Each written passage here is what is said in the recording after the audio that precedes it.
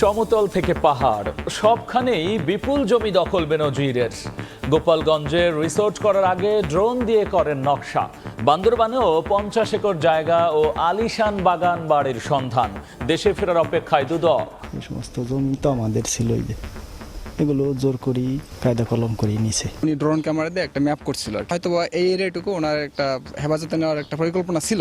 বেনাজির কাছ থেকে আমরা বিক্রি করে দিই। আইনি কাঠামোর আওতায় থেকে কাজ করে অনুসন্ধান পর্ব শেষ করবে।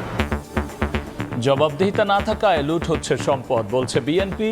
বিদেশে গেলেও ছাড় পাবে না, হুঁশিয়ারি আওয়ামী লীগের। পত্রিকা খুললে আপনি লুট আর লুট আর লুট ছাড়া কিচ্ছু পাবেন না। তো রাষ্ট্র কিছুই জানে না, এটা রাষ্ট্র আছে। আজকে বড় বড় কথা বলেন ফখরুল সাহেবরা, বিএনপি আমলে কি একটা দুর্নীতির কেস তারা নিজেদের দলের লোকলে ধরেছেন? বেনজির যদি দুর্নীতিবাজ সাব্যস্ত হয়, দেশে তাকে আসতেই।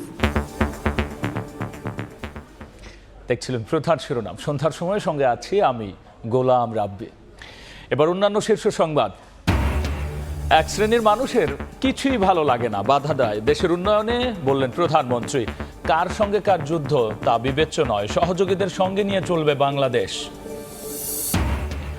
চট্টগ্রামে ইসলামী ব্যাংকের লকার থেকে 150 ভরি স্বর্ণ গায়েব, পাল্টাপাল্টি দোষারোপ। মানিকগঞ্জে র্যাব পরিচয়ে 100 ভরি স্বর্ণ লুটের চেষ্টা, 5 জনকে পুলিশে দিল জনতা। গ্রামীণ টেলিকমের শ্রমিকের অর্থ আত্মসাতের মামলায় ডক্টর ইউনূস সহ 14 জনের বিরুদ্ধে অভিযোগ গঠনের শুনানি শেষ। আদেশ 12 জুন। মিথ্যা মামলায় হেনস্থার অভিযোগ। এবং মালয়েশিয়া যেতে পারেননি 17,000 শ্রমিক, দাবি প্রতিমন্ত্রীর।